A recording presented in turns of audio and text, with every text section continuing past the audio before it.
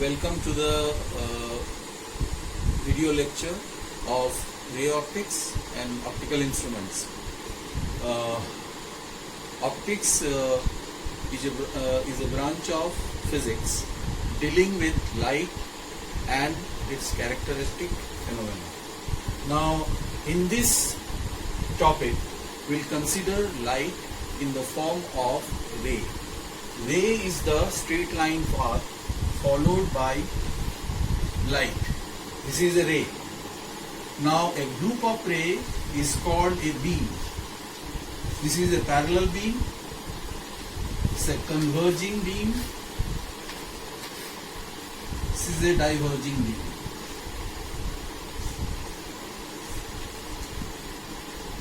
Now we'll first start reflection of light. So reflection is a phenomena of light in which a ray is incident in the reflecting interface and back to the same medium. So I think you must have studied in your lower classes laws of reflection. So first I will briefly revise laws of reflection and then I will go to the original topic. Now, laws of reflection.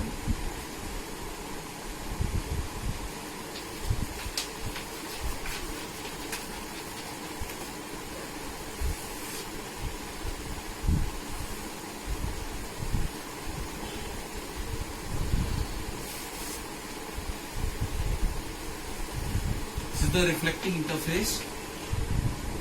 This is the incident ray. This is the normal. This is the reflected ray. This is the normal. All the angles are made with respect to normal. So I is the angle of incidence. R is called the angle of reflection. So I is angle of incidence and R is angle of reflection. Now the first law is the incident ray normal and reflected ray all lie in same plane. Second law is angle of incidence is equal to angle of reflection. So this is all about laws of reflection. Then go for the sign convention. Sign convention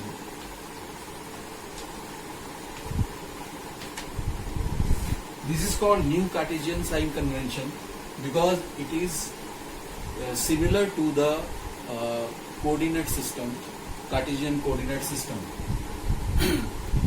The first is the pole or vertex is considered to be the origin.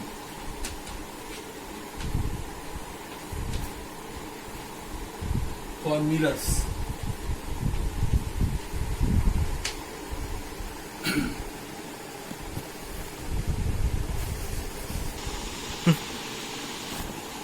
Spherical mirrors.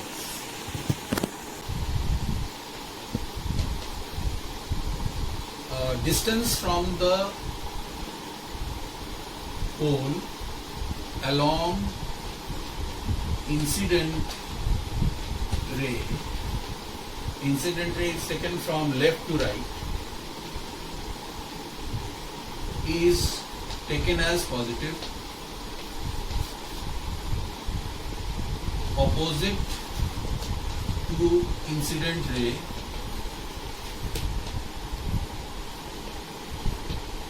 taken as negative.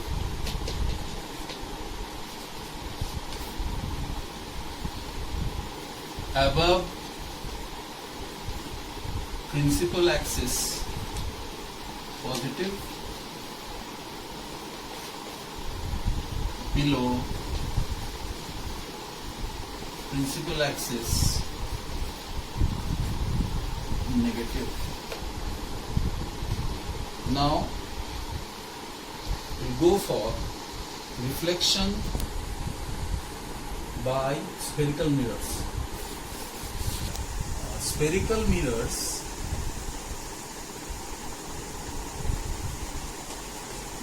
reflection by spherical mirrors. Now spherical mirrors are of two types: concave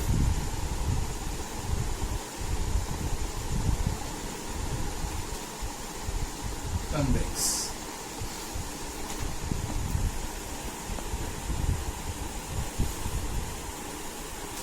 Now all the spherical mirrors are the part of a sphere. So this is called the pole or the vertex.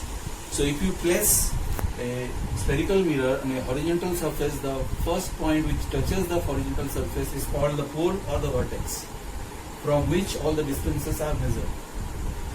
Now in case of concave mirror, the center of curvature for which this is a part, the sphere for which this is a part, is called C is called the center of curvature, and the distance from P to C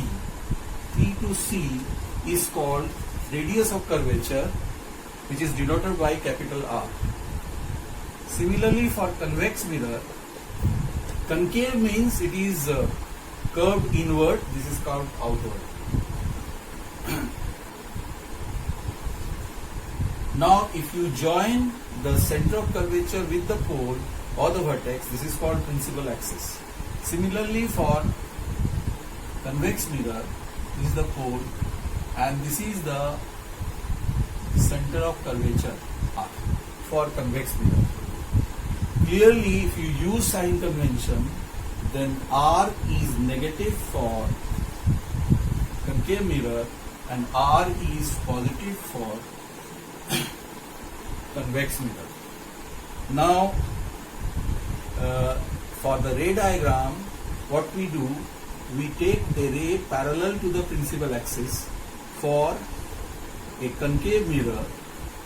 Then using the laws of reflection, if you join a line with the center of curvature to any point on the concave mirror or convex mirror, it will be normal at that point, and therefore after reflection it will pass through a point on the principal axis, that is called the focus F, denoted by F, and from P to F, this is called focal length. The distance between pole and the focus is called the focal length, denoted by small f, and clearly using sign convention, F is negative for concave mirror. Similarly for convex mirror, a ray parallel to the principal axis, after reflection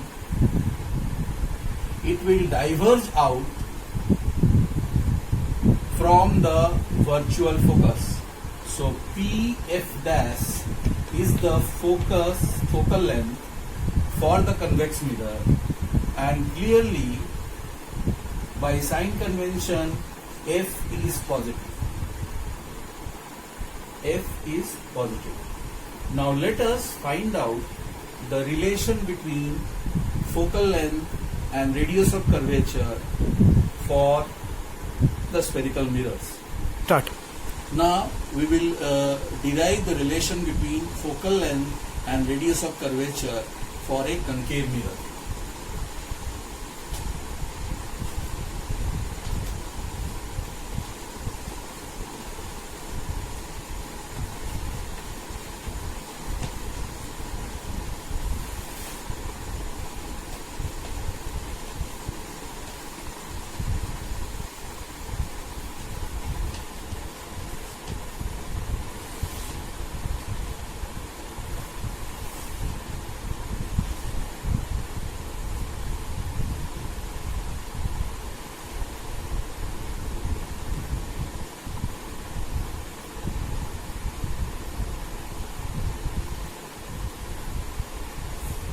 as I said, for ray diagram, any ray parallel to principal axis after reflection for a concave mirror, it will converge at a point due to reflection,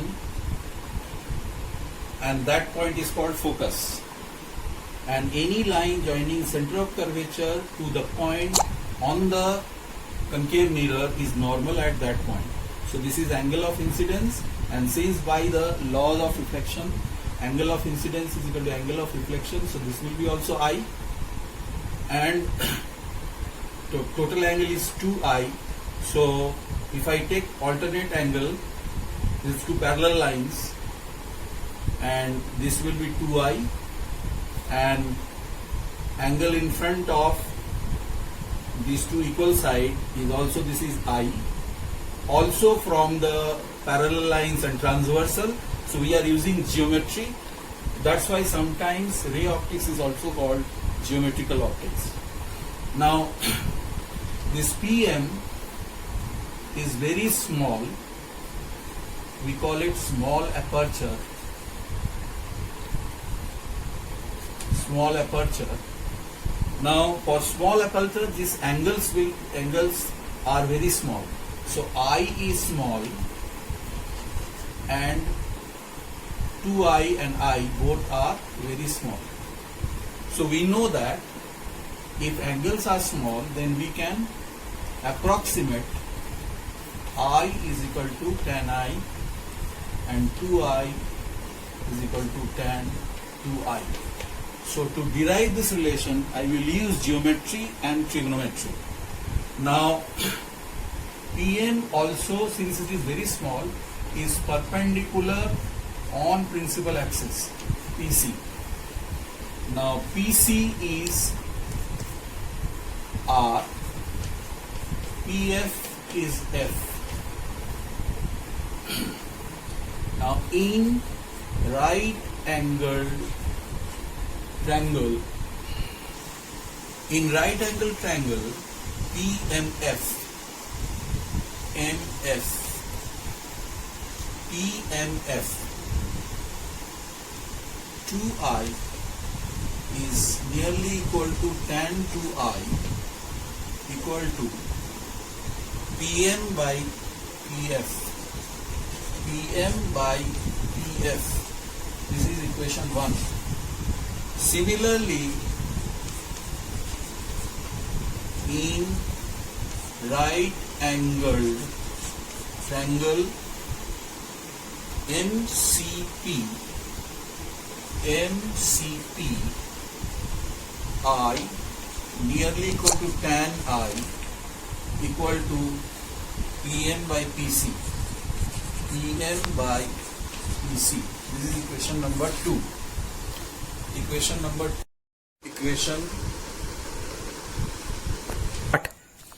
From equation 1 and 2,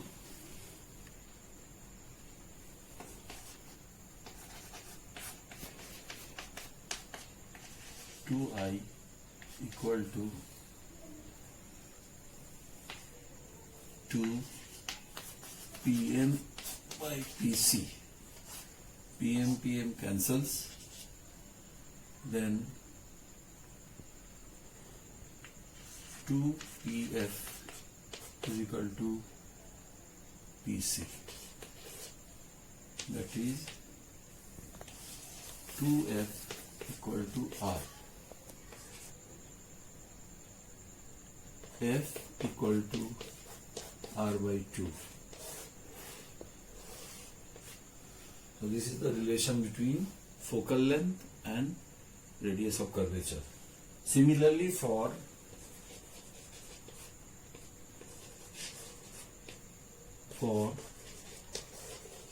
convex mirror, we can see this is your home task. Start. Similarly, for convex mirror, F is equal to R by 2. We can prove this is your home task, but according to sign convention, for concave mirror, F is negative and R is also negative, but for convex mirror, F is positive and R is also positive. Now this is, I am discussing, this is NCERT, given in NCERT Physics Part 2, Chapter 9.